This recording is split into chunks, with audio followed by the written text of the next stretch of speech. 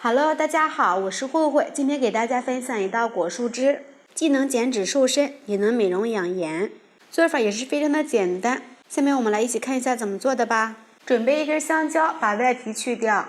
香蕉中含有丰富的膳食纤维，可以帮助人体消化吸收，还能产生饱腹感，吸收人体内多余的水分，使大便软化，可以起到润肠通便、减肥的效果。把香蕉切成薄片，放入盘里备用。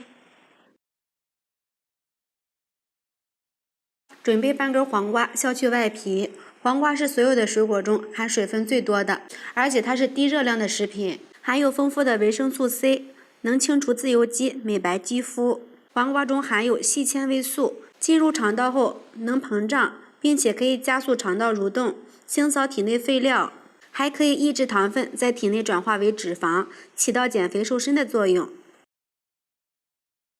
和香蕉放在一起。苹果中含有丰富的膳食纤维，有利于促进肠胃蠕动，从而促进体内的毒素排出，可以有效的缓解便秘。苹果中还含有丰富的维生素 C 和维生素 E， 有利于促进细胞氧化，减少皱纹，可以有效的美白肌肤，使肌肤白嫩，防止皮肤粗糙。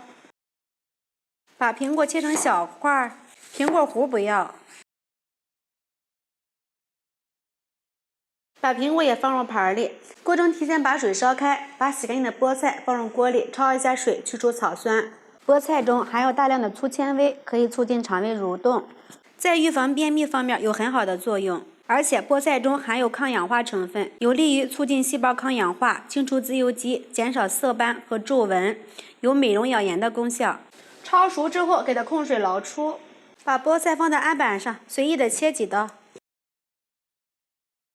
和苹果放在一起，也放入盘里备用。把所有的食材都倒入料理机里面，倒入适量的凉白开。选择果蔬键，时间打得长一点，这样会更加的细腻。把打好的果蔬汁倒入杯子里面就可以享用啦。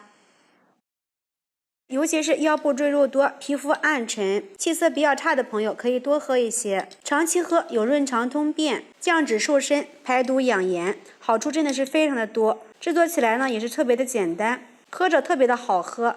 最好是每天晚上喝上这么一杯，喝上一段时间后，这些问题都会有改善。喜欢的朋友们就赶紧试一下吧。喜欢慧慧的视频，请点击关注转发，拜拜。